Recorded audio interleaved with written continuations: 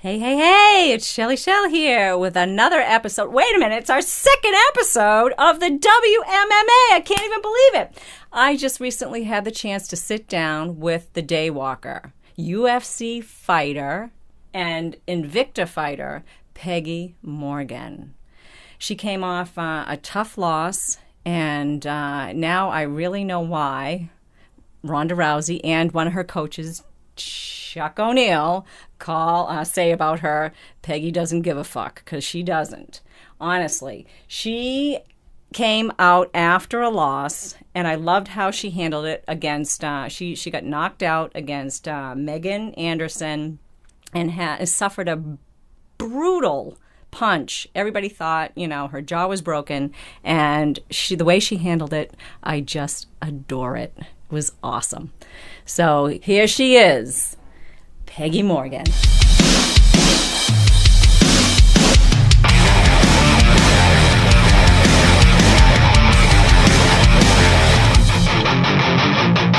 Hey, it's Shelley here with the WMMA, and here we are with our second episode, and I have the Daywalker with me, Peggy Morgan. Hi.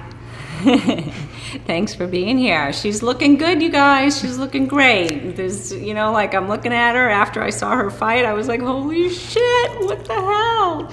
How you feeling? I feel much better. I feel good. Thank you. Yeah, she looks great. She still have a little bit of bruising. I can see actually. Did it come down the side? Yeah, it drained. So I had a lot of blood in my cheek, I guess, and then as it healed, it drained down, and it's all the way in my chest now. Yeah, There's a weird little swoosh there. Wow. So I have to say, and I don't know how it came about, but that video meme that you guys posted. Oh yeah. Can you tell us a little bit about the one Tyson took? So yes. After the fight, my cheek was pretty inflated, and we were riding in the elevator, and I was kind of joking around because one half of my face felt pretty normal. I couldn't see it, but I felt I probably looked okay on one side, and the other side was completely disfigured. So we started joking about the Phantom of the Opera. And then one of my cornermen decided to play the corner of the Phantom of the Opera music while I slowly, I was facing the camera with the good side of my face and slowly turned so you could see the bad side. Oh no. And we just kind of did it as a joke that night to send to a few friends. And then I wasn't planning to post it on the internet, but people kept kind of hinting that maybe I should. So finally, when it got to the point where I knew my face would return to normal, I went ahead and posted it. If you haven't seen it, you have to see it because it's the funniest post-fight video from a fighter. It's pretty bad. I look like a mutant. It was awesome. And one of my cornermen was laughing hysterically the entire time. So. Yeah, he was pretty bad. It was awesome. Yeah, totally awesome. So, got to ask, because there was all this talk, and you kind of have such a great sense of humor about being injured like that during a fight, and two, not winning the fight and still being injured, but still coming off so gracefully with that type of injury, because everybody was horrified. We thought your jaw got broken. Yeah, I mean, it looked bad. I heard that. And so what was after the fight, what did you think about it, after having all that happen, because it was kind of fast? Oh yeah, it was pretty quick. In the fight, I honestly didn't realize how bad my face looked. I was a little surprised when the ref stopped it. I wasn't totally shocked, I could see it might happen, but I didn't think I was in that much trouble. I was planning to set up a sweep. And I was kind of bitching a little bit afterwards at the ref. He came out of the cage with me while they were examining me. And I was bitching about it being a bad stoppage. And my manager kept saying, no, it was a good stoppage. It was a good stoppage. And then 2 hours later, when I finally looked in the mirror, I completely understood. Yeah. Just based on what they saw, yeah, it looked like my jaw was broken. Yeah. But it really wasn't at all. And well, you said your face blows up like a balloon. Oh yeah, I swell really easily. But that was exceptionally bad. It was I'm surprised it wasn't broken considering how terrible it looked. But it really didn't feel that bad. I could touch it and squish it, and I could still move my face around and everything. Really? Yeah. So there was actually nothing except for superficial swelling. This is the thing that most guys were so afraid of, to see women get beaten up or battered that way. It's by another woman, but still they didn't want to kind of see that. It was very ugly. I mean, all you can do is really kind of have fun. I've always kind of had that sense of humor. I remember one time in like 8th grade, I got stung. A bee flew up my nose and stung me, and like half of my face swelled up, and I thought it was hilarious, which I don't think most 14-year-old girls would think. Like, they'd think, oh my gosh, I have to go to school like this, and everybody's going to make fun of me. But I thought it was pretty funny. Like, I got to play this character for a few days of this, like, I don't know, man without a face or whatever. Yeah. So, like, I knew it was going to go back to normal. Like, I mean, all you can do is laugh. Like, I knew going into that fight that it was a tough fight. I knew that if I didn't get to the ground, I was going to be in trouble. Like, I knew she hit harder than me. Like, I knew what I was getting into. So, like, to be bummed about it and be sad, I was sad initially, and then I cried and I got over it, and it became something to joke about. Yeah, that's good. That's a good way to get over that side. So what's next for you for fights coming up? Anything? Or I don't know. Like, right now I'm kind of like taking some time to think about it. Like, I might be done fighting. I might just do jiu-jitsu. Like, I mean, I love boxing and kickboxing and MMA, and I'll always be involved in it, but I don't enjoy like fight training like I used to. Like, there's never a point where I'm not excited to go do jiu-jitsu. Like, I'm always excited to go do jiu-jitsu. I'm always excited to train. I'm always excited to roll. But like, there's a lot of times that like going into spar, I'm dreading it. Like, I don't want to do it. It's just like, it doesn't feel right. Yeah, it doesn't appeal to me the way it used to. So I'm gonna take a little time and just see how I feel, and like kind of like just trust my gut on it. I'm not making any decisions right now. That's good. So even after that, on your thread, like on your Facebook thread, you had noticed when you went out after the fight, and of course your face was bruised and stuff like that, and you're at like places that people don't know you, and you know, where there's a lot of women's issues on, you know, that are kind of in the limelight now, even more so I think now, and with domestic violence and stuff like that, that not one person you know, came up to check on you. Yeah, it was pretty alarming. I've noticed that in the past, that I'll go out with black eyes and people will kind of look and then look away. I think this was a little more disturbing just because my face was like so bad. Like, it really looked like somebody beat the crap out of me. And the fact that, I mean, I was going to the grocery store, I was going out to restaurants, I was just living a normal life, but no one addressed it. Like, no one, I mean, it was obvious everybody saw it and nobody once mentioned it. Which was alarming to me, because what if I'd been the victim of domestic violence? Like, how would that make me feel? Yeah. That, like, it didn't seem like something that was worth addressing, and everybody's just going to ignore it and let it happen. And I can understand, like, I would feel uncomfortable too. Like, I wasn't really judging people, because I know I've been in the same situation. Like, I remember going through the Dunkin' Donuts drive-thru like a couple years ago, and the woman serving me had like a really bad black eye, and feeling like, oh, I should say something, but feeling really uncomfortable because I don't know her, and like, I didn't want her to feel like I was making assumptions about her. But then at the same time, like, kind of feeling like a responsibility as a human. And I ended up not saying anything. Like, it's like, I don't know what the right thing to do in that situation is, and it's more of like a shame kind of it thing. Is. It's something like, as a society, that we need to, I don't know, it just says something about us, I think. Yeah. And I mean, more often than not, it's domestic violence is either a man beating a woman or a woman beating a man. I think that does happen. It does happen, yeah. Yeah. Which is addressed even less. Yeah. So it's even like more shameful, because yeah, guys don't want to admit that their girlfriend's beating them up. Right. So when you came home from this fight, and I know I've talked to you before about, like, you know, you're out there to win, and, you know, your son's really important to you and how he perceives this and everything like that. So, I mean, what was that? What was your thoughts when you knew you were going to go home and he was going to see you? The whole fight was actually harder. I mean, which is part of one of the reasons that I'm thinking about taking a break. It's harder for him now because he's 6.5 now, and this was the first fight where he like really fully understood like what was going on. Actually, he didn't really fully. He understood enough about what was going on to like be really nervous about it. In the past, he'd like be worried about how long I was going to be gone, because after the Ultimate Fighter, he like worried that maybe I was going to be gone for months again. But he didn't really worry about me as much, and this was the first time that he was like really concerned. Like, he'd wake up in the middle of the night to ask me about it. Like, he was having a hard time. He was getting very anxious and kind of being weird. But then, like, I called after the fight to let him know, like, hey, my face is messed up, but I'm okay. And then when I went and got him, he actually was fine. Like, he came right up to me, and I asked him if he wanted to touch my face. I said he could feel it because it didn't hurt that bad. So he kind of like poked at it a little bit, and like that was that. It didn't take him long to like completely forget I was hurt. Like if you have children, you know how they are. They're headbutting you and like rolling all over on top of you. And I had to keep saying like, be careful of my face. Mama's face is hurt. And he'd be like, what? Oh, yeah. And so, yeah, he forgot pretty quickly.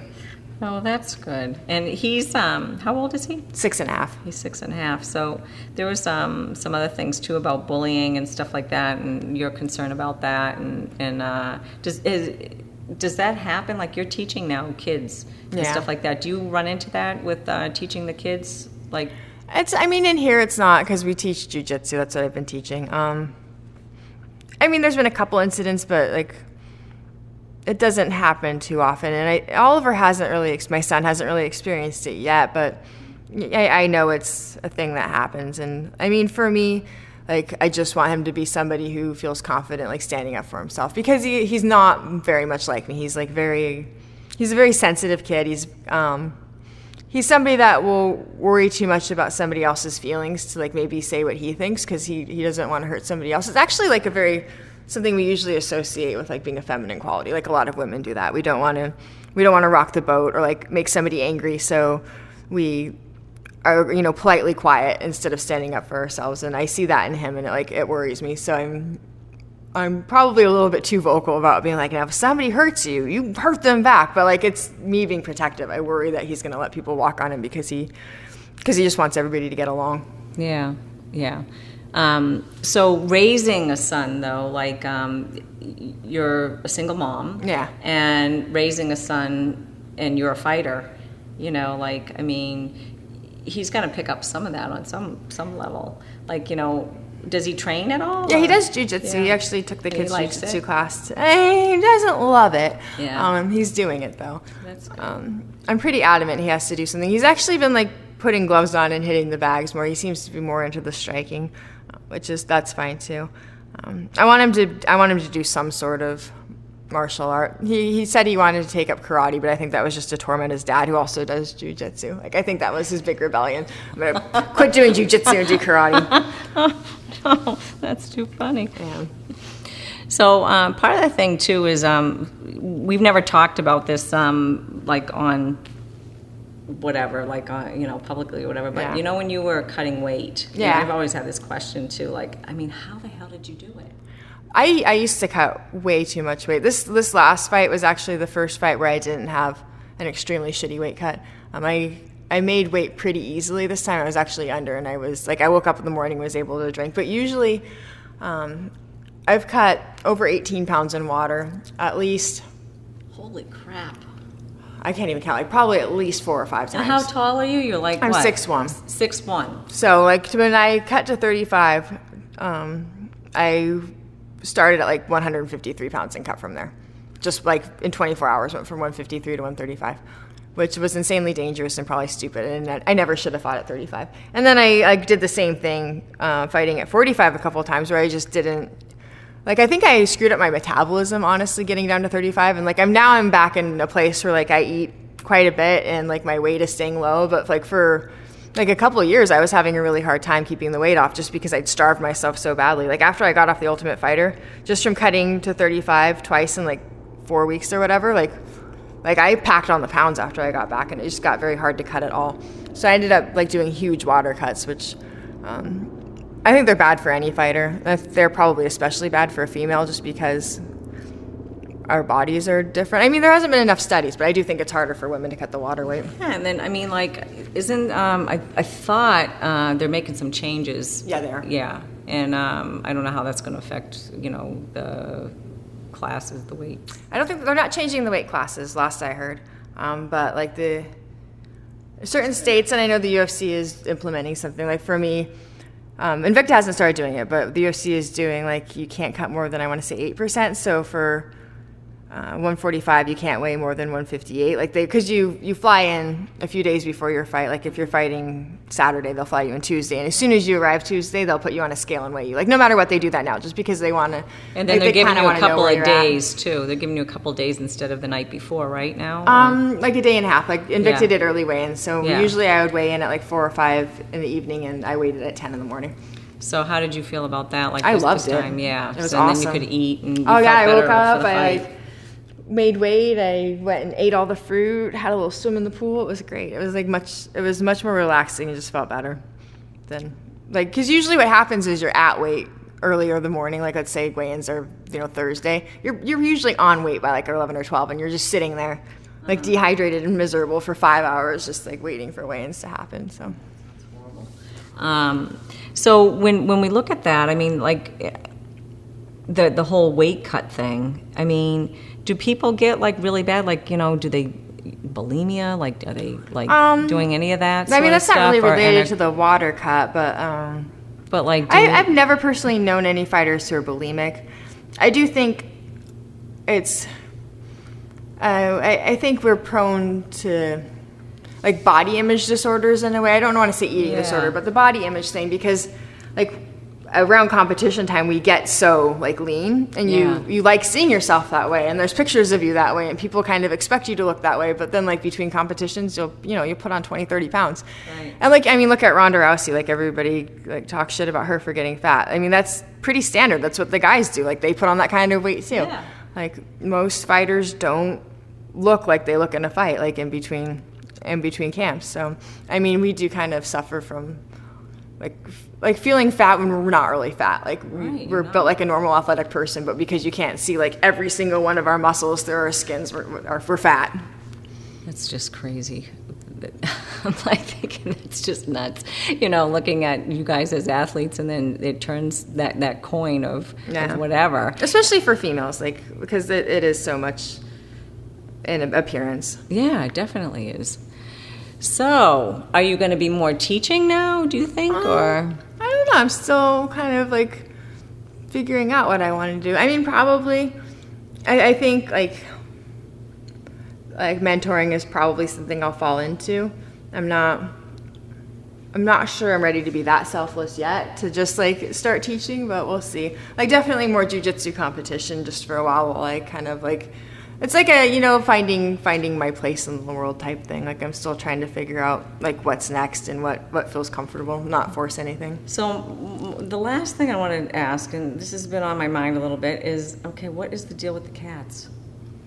That kind of started accidentally. It's so cute. It's like you have these cats, like meow, like these little kitty cats. I love cats. I've always liked cats. Yeah. I've always been a cat person. It kind of started as a joke because Julie Kedzie, who was the matchmaker for Invicta, she's kind of being phased out now, and Caitlin Young's coming in because Julie's going off to get her MFA in creative writing. Oh, nice. But she's also a crazy cat lady. So I started, when I wanted another fight, I'd just tweet her pictures of cats, and then it started picking up where other people were tweeting pictures of cats too, and then it turned into my cat a day thing where a bunch of people were tweeting pictures of cats at them. So it was kind of like one of those jokes that isn't totally a joke because I really do like cats. And like my last fight outfit, they like sent me the, I don't know what you call it. They sent me like the mock-ups for it, and I was like, "But where are the cats?" Like, are you serious? I'm like, obviously. So then, like, I ended up with cats all over it. It's got like cats on the waistband and pictures of cats, and like my mouth guard had cats on it. There are cats everywhere. That's awesome. Yeah, that's really cool. I just think it's so great that women are bringing all these kind of like, bringing all of this different stuff into MMA that normally wouldn't be. That's true. You don't usually see a lot of kitties in MMA. No. So that was great. I'm surprised that you're thinking about, maybe not fighting again. Yeah, I'm thinking about it. I mean, I don't know where to go with it at this point. Well, what do you think about young girls coming up? Training young girls? I think like the sport is evolving. Like it's quickly catching up to where men's MMA is. Like there's some younger females out there that are just like astounding. Like they're so well-rounded. Like I was heading in that direction, but we the pioneer women didn't have that. Most of us were like boxers or we were grapplers. Or we know one thing well, and now it's coming to a point where these girls are starting really young and like they're extremely well-rounded.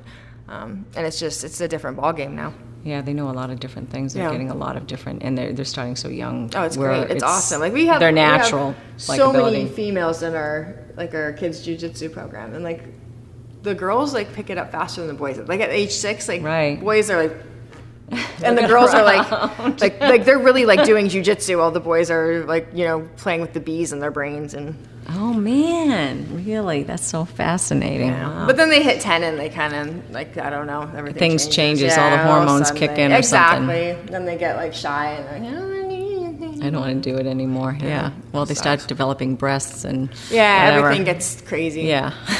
That's what it is. They start getting that. Oh, wow. So that's great. I guess I got to wrap it up here. I don't know. Let me think. I thought you had an epiphany. Did you? I did, and I kind of forgot. Like, said you would forget. Remember that? I won't forget. I won't forget, and I did forget. Yeah, I forget. Give me a sec. Was it pancreatic cancer? Pancreatic cancer. Didn't want to invade. Yeah, that's okay. pancreatic. That's a big one. I was trying to remember. I knew it was like the really bad one that like it's like Yeah, very everybody gets fatal. that pancreatic cancer. That's horrible. Ugh, that's what it was. I kind of went through my whole list here of little things to talk about. What about off the dome? What's that? Off the dome, off the top. I know. I can't. I'm like, bleh. You know what? This is my sleepy time. Mine too. Yeah. Oh, mine too. So I'm like, So, okay. With the whole sale of the UFC, where do you think this is going to go now? Like, what do you think? I Like, honestly even don't. like, do you think? I mean, like, I don't know what the company is that purchased. I don't know anything about like the business side of any of this, and I don't follow the UFC stuff as closely as like a lot of like dedicated fans do. So I have no idea. Yeah, no clue. Yeah. I've heard like probably the same rumors as everybody else. It's terrible for the athletes. It's going to be great for the athletes. Like I don't know. I guess we'll just kind of have to see what happens.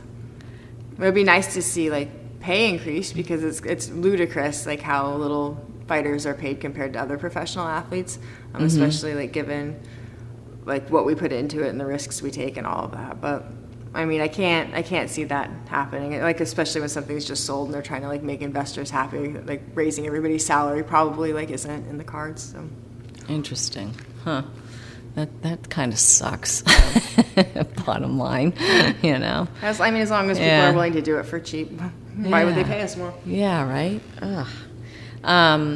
So I guess I was just kind of curious to see if or thinking that will women's MMA survive it too. I mean, I know I'm sure it will. I know it is now, like going pretty well, where they've had like watched the fights and how there was Ronda Rousey at the top, then there was Holly Holm and Misha now, and like now there's Joanna's popular. There's Nunes and.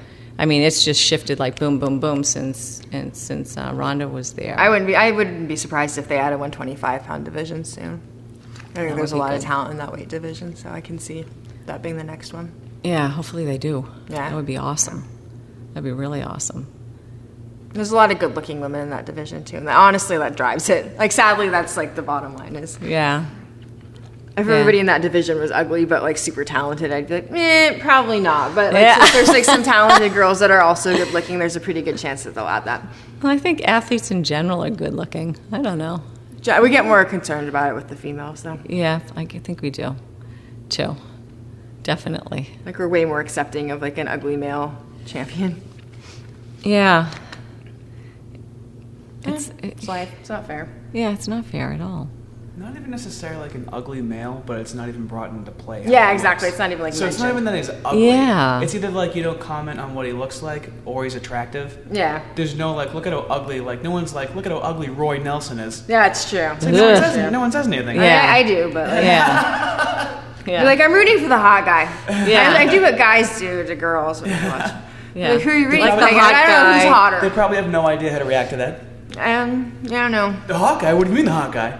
Thought I was a hot guy. And most male fighters are actually very comfortable talking about other men's physical appearances. Yeah. It's a little alarming. I don't know if you've seen that. Oh yeah, did you see his abs? Oh yeah, he's got incredible abs. Well, it's funny when they're who's Dana White or Joe Rogan are in the background and the girls are weighing in and they're like, Nice. It's kind of honestly, like I was actually talking to Julie about this. It's hard to be standing behind fighters and looking down at the scale without looking like you're checking out their butt. Oh, is that what they're doing? Yeah, if you're like looking down at the scale, like it looks like you're checking out their butt. Yeah. That must be it because I'm sure they're also looking. At there's butts, photographs online Oh, or yeah. whatever that they look literally like they're like way big. Thanks for listening. The WMMA podcast is for women, by women, about women.